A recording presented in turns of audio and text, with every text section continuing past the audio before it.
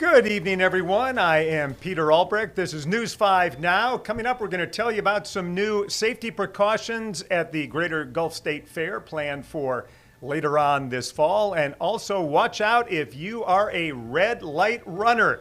News 5 Now is coming at you right now. This is News 5 Now, streaming live to your neighborhood and around the world. And good Monday evening to you, everyone. This is News 5 Now. I'm Peter Albrecht. If you are new to News 5 Now, every day at 8 in the morning, at 12:30, and also here at 5:30, we come to you for about 5 minutes to bring you some of the top stories of the day, also to get your input on our question of the day and our poll of the day. So let's get started with our 5 big stories tonight at 5 o'clock. And we'll start with number 5 and sad news. Tito Jackson, one of the original members of the Jackson 5, has passed away. He was the third of 9 Jackson children, which includes superstars Michael Jackson and Janet Jackson. He was inducted into the Rock and Roll Hall of Fame in 1997 as a member of the Jackson 5.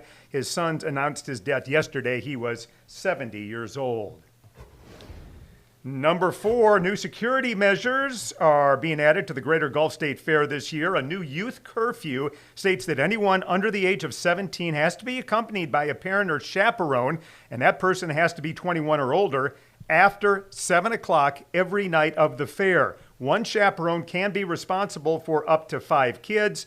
This curfew is being put into place after an incident last year that caused Mobile police to shut down the fair early.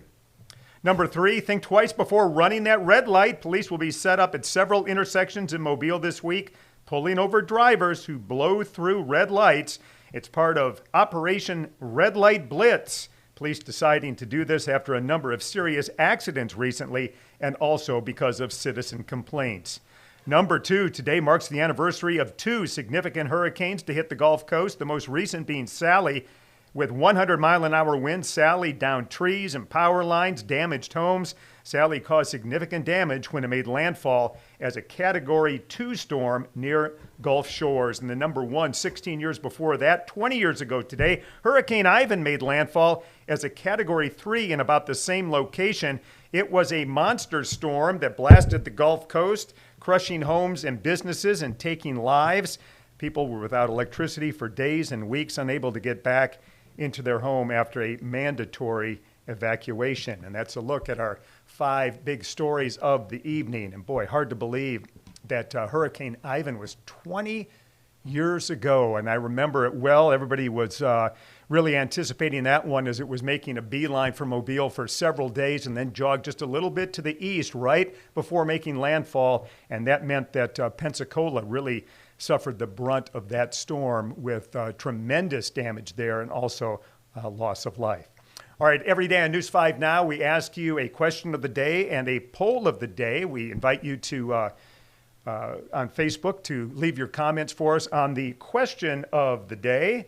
And our question of the day was coming into today.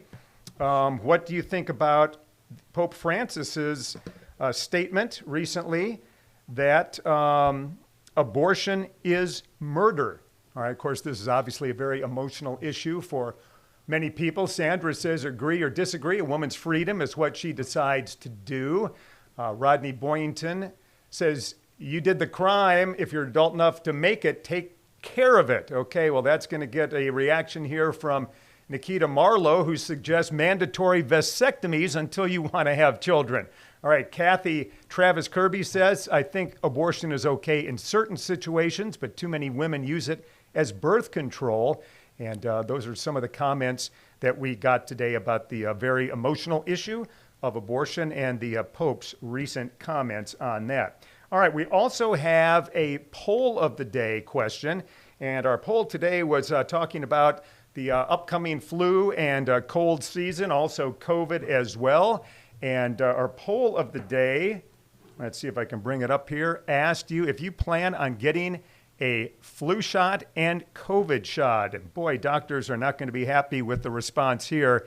81% of you say no, you do not plan to get a flu or a COVID shot. Just 19%, about 1 in 5 saying yes, they will get a COVID shot and a flu shot. All right.